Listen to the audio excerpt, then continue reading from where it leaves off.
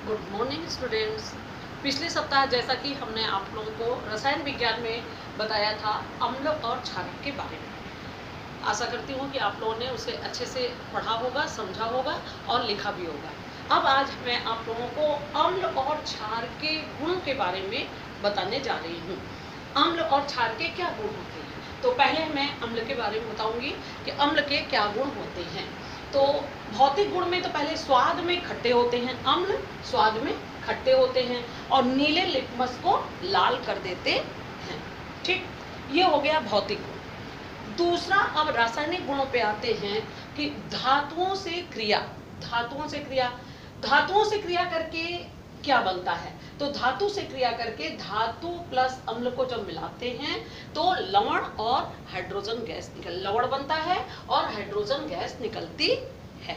ठीक, अब यहाँ पे मैं एक उदाहरण दिखा रही हूँ कि लेकिन आप लोग कॉपी में जब भी लिखेंगे तो कम से कम दो उदाहरण लिखेंगे। मैंने आप लोगों के व्हाट्सएप पे डाल दिया है, उसमें लिखे हुए हैं, मिल जाएंगे आप लोगों को दो उदाहरण। यहाँ पर इतना ज़्यादा लिखते तो पूरा कर भी नहीं पाते और आ भी नहीं पाता।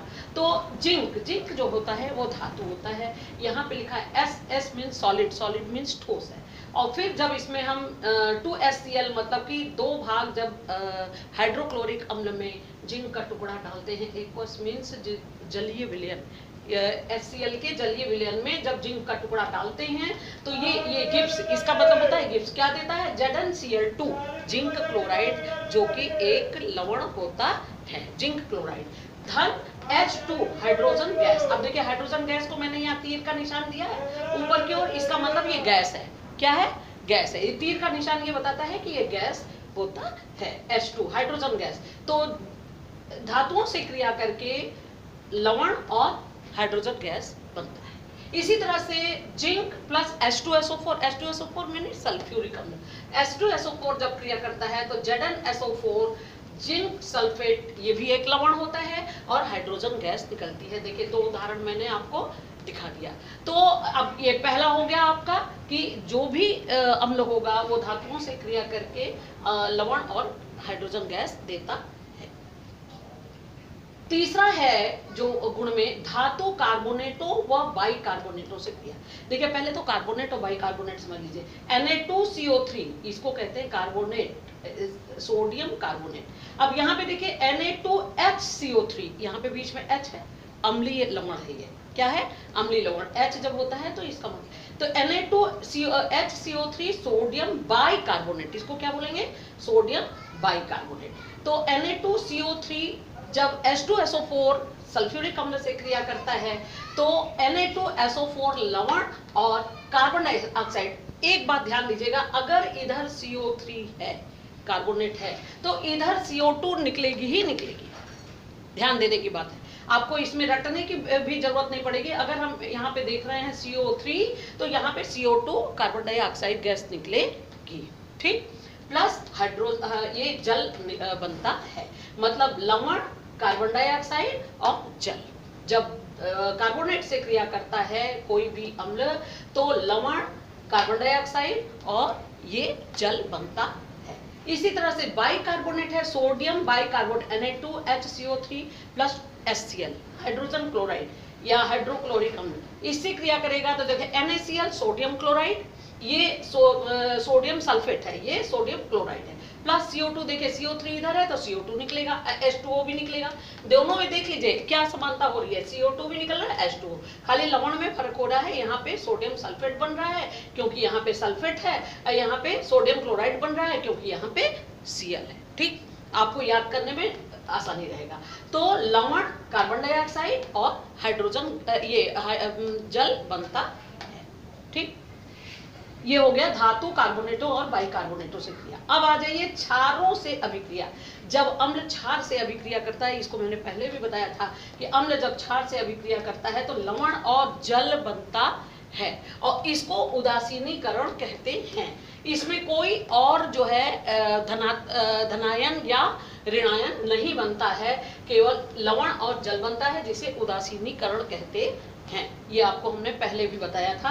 तो अब देखिए यहाँ पे क्षारों से अभिक्रिया HCl, ये क्या है? हाइड्रोक्लोरिक अम्ल। NaOH ये क्या है, क्षार है, सोडियम हाइड्रोक्साइड, HCl, और जब क्षार से अभिक्रिया करेगा, NaOH सोडियम हाइड्रोक्साइड से क्रिया करेगा तो NaCl सोडियम क्लोराइड बनेगा और इसका OH इस H से मिलकर के H2O लवण और जल बनाता है, जिसे उदासीनीकरण कहते हैं। ये प्रश्न आपका अकेले भी पूछता है, उदासीनीकरण किसे कहते हैं। 5वें नंबर पे आइए, धात्विक ऑक्साइडों से क्रिया। धात्विक ऑक्साइडों से क्रिया, जैसे धात्विक ऑक्साइड ये है आपका कॉपर ऑक्साइड CuO, सॉलिड है, ये HCl से अभिक्रिया करता है, वो तो क्या बनता है, CuCl2 cupric chloride, CuCl2 cupric chloride बनता है और H2O लवण और जल बनता है। जब धात्विक ऑक्साइडों से क्रिया करता है तो लवण और जल बनता है। इसी तरह से अब आ जाइए 6ठे नंबर पे, वैद्युत चालकता। वैद्युत चालकता माने जब इसको जलीय विलयन बनाते हैं तो धनायन और ऋणायन अलग अलग हो जाए तो उसको वैद्युत चालकता कहते हैं। वैद्युत चालकता में जलीय विलयन में वैद्युत चालक मतलब H आयन उत्पन्न करता है। जो अम्ल होगा वो H आयन उत्पन्न करेगा, जब क्षार होगा तो वो OH आयन देगा। तो इस तरह से जलीय विलयन में वैद्युत चालक होता है और H आयन उत्पन्न करता है। अब आ जाइए 7 नंबर पे, प्रबल अम्ल संक्षारक होता है। संक्षारक माने किसी चीज को नुकसान पहुंचाने वाला। यदि हम अपने स्किन पे जरा सा भी लग जाए, स्किन खराब हो सकता है। जमीन पे यहाँ तक कि आप इमली वगैरह या फिर आप नींबू वगैरह इसकी एक बूंद गिरा दीजिए, आप जमीन पे भी गिरा दीजिए तो वहाँ की जमीन सफेद हो जाएगी। इसी तरह से आपने देखा होगा लोहे वगैरह को साफ करने के लिए, लोहे के या पीतल के बर्तन को साफ करने के लिए अम्लीय चीजों का प्रयोग किया जाता है, नींबू का प्रयोग किया जाता है, इमली का प्रयोग किया जाता है, तो वो साफ हो जाता है, क्योंकि ये इसका गुण होता है संक्षारक। ये वहां से वो गंदगी को हटा देता है और यहाँ तक कि आपका स्किन अगर होगा, त्वचा होगी तो उसे जला भी देता है। ठीक, तो इसको कहते हैं ये प्रबल संक्षारक होता है, इसलिए हम लोग को हाथ से नहीं छूते हैं।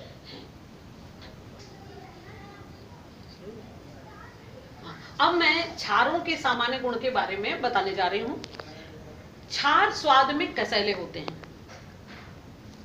और अम्ल खट्टे होते थे, लेकिन ये स्वाद में कसैले होते हैं और वो नीले लिटमस को लाल करते हैं अम्ल, ये लाल लिटमस को नीला करता है। और जलीय विलयन इसका जो होता है चिकना होता है, जैसे आप साबुन सर्फ वगैरह जो है ये सब आपका क्षारक है। तो जब आप इसको पानी में डालते हैं और हाथ में आपके चिकनाहट सी आ जाती है, फिर आपको हाथ धुलना पड़ता है, तो जलीय विलयन जो होता है वो चिकना होता है। ठीक, ये तो हो गया आपका भौतिक गुण। अब इसके रासायनिक गुणों को देखिए। धातुओं से क्रिया, जैसे अम्ल धातु से क्रिया करता है, क्षार भी धातु से क्रिया करता है। तो धातु जब क्षार से क्रिया करता है तो लवण और ये भी हाइड्रोजन गैस देता है। जैसे आपने देखा NaOH, हमने एक उदाहरण दिया है, आप कम से कम 2-2 उदाहरण लिखेगा।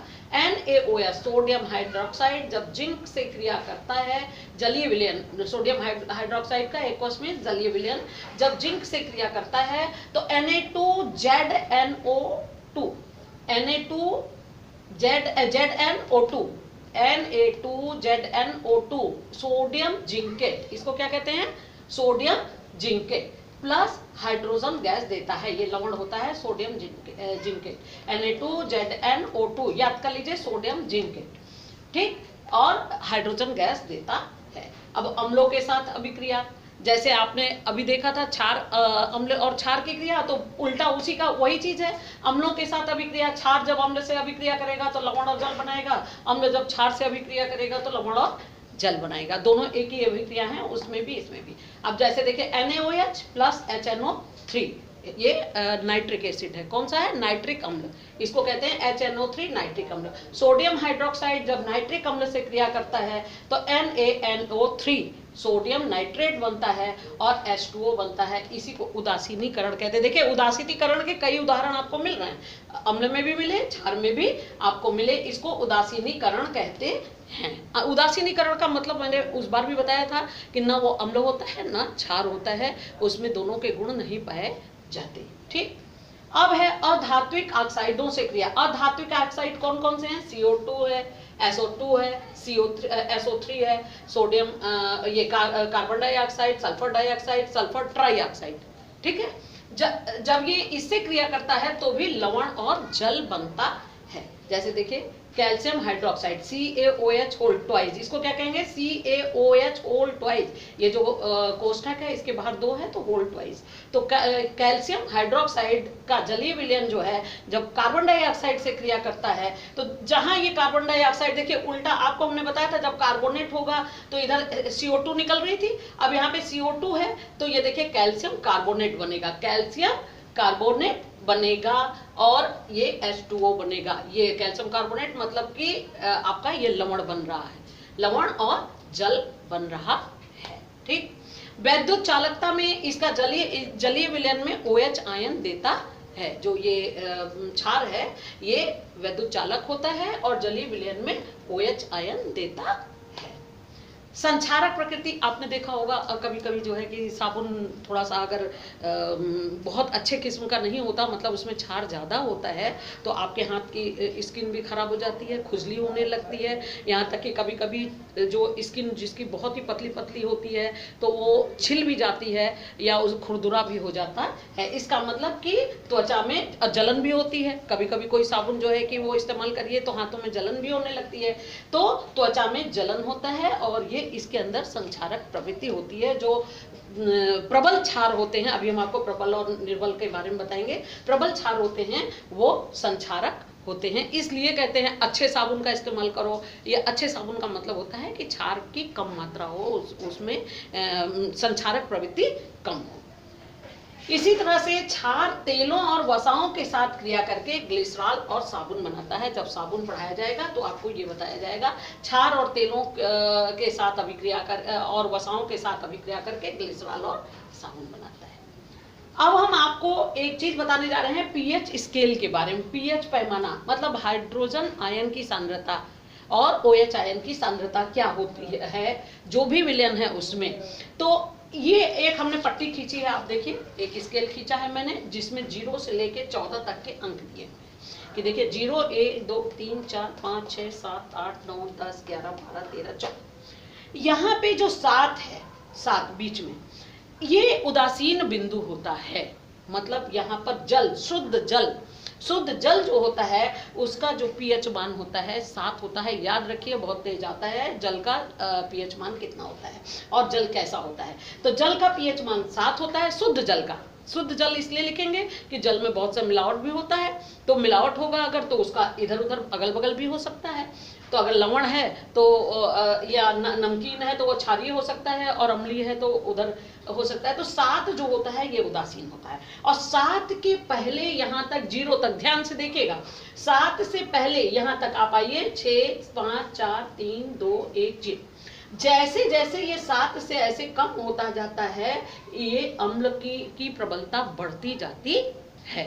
अम्ल जैसे कि 7 से अगर 6 पे आएगा तो थोड़ा एकदम निर्बल अम्ल होगा। निर्बल माने बहुत ज्यादा। अब जैसे नींबू वगैरह हम खाते हैं तो प्रबल अम्ल नहीं है, वो खा लेते हैं, वो आपको ज्यादा नुकसान नहीं करता है। टमाटर है, नींबू है, ये सब चीजें। तो ये जो है जैसे जैसे हम इधर की ओर बढ़ते हैं निर्बल से शुरू होता है। निर्बल माने जो कम नुकसान पहुंचाने वाला अम्ल है, तो वो अम्ल का ये शुरू होता है और 0 तक जाते जाते प्रबल अम्ल हो जाता है। मतलब उसकी ताकत बहुत बढ़ जाती है, सांद्र एकदम हो जाता है, कॉन्सेंट्रेट हो जाता है। तो इस तरह से जब हम इधर की ओर बढ़ते हैं तो जो 6 होगा निर्बल होगा, 5 उससे थोड़ा सा तेज होगा और यहाँ तक जाते जाते जो 2 1 और 0 होगा जिसका पीएच मान वो प्रबल अम्ल कहलाएगा। इसका मतलब ये पूछता है ना किसी भी लिक्विड का, लिक्विड माने द्रव का पीएच मान 3 है, वो क्या होगा, अम्ल होगा कि क्षार होगा। आपको फटाक से याद करके बोलना है कि ये अम्ल होगा क्योंकि ये 7 से कम है, इसका पीएच मान 7 से कम है। ठीक, तो 7 से कम पीएच मान वाले जो होंगे वो अम्ल होंगे और जो 0 तक आएंगे ये प्रबल अम्ल। अगर प्रबल और निर्बल के बारे में पूछ रहा है तो 0 1 जो है वो प्रबल होगा। अगर वहां पे 0 भी दिया है, 2 भी दिया है, 4 दिया है तो प्रबल कौन होगा, ये इधर वाला होगा जो सबसे कम होगा। लेकिन अब आप 7 पे आइए फिर से, ये 7 जो है वह उदासीन बिंदु है, जल का पीएच मान। अब 7 से जैसे जैसे हम यहाँ आगे बढ़ते हैं 8 9 10 11 12 13 14 तो ये क्षारीय होते जाते हैं, अम्ल की मात्रा कम होती जाती है, क्षारीय क्षारकता बढ़ती जाती है। तो अब आप देखिए यहाँ से जब ये आएंगे तो ये निर्बल होंगे, जो 7 के अगल बगल होंगे वो निर्बल होंगे। निर्बल क्षार, उससे तेज, उससे तेज, उससे तेज, और जब हम यहाँ 14 पे पहुंचेंगे तो ये प्रबल क्षार होगा।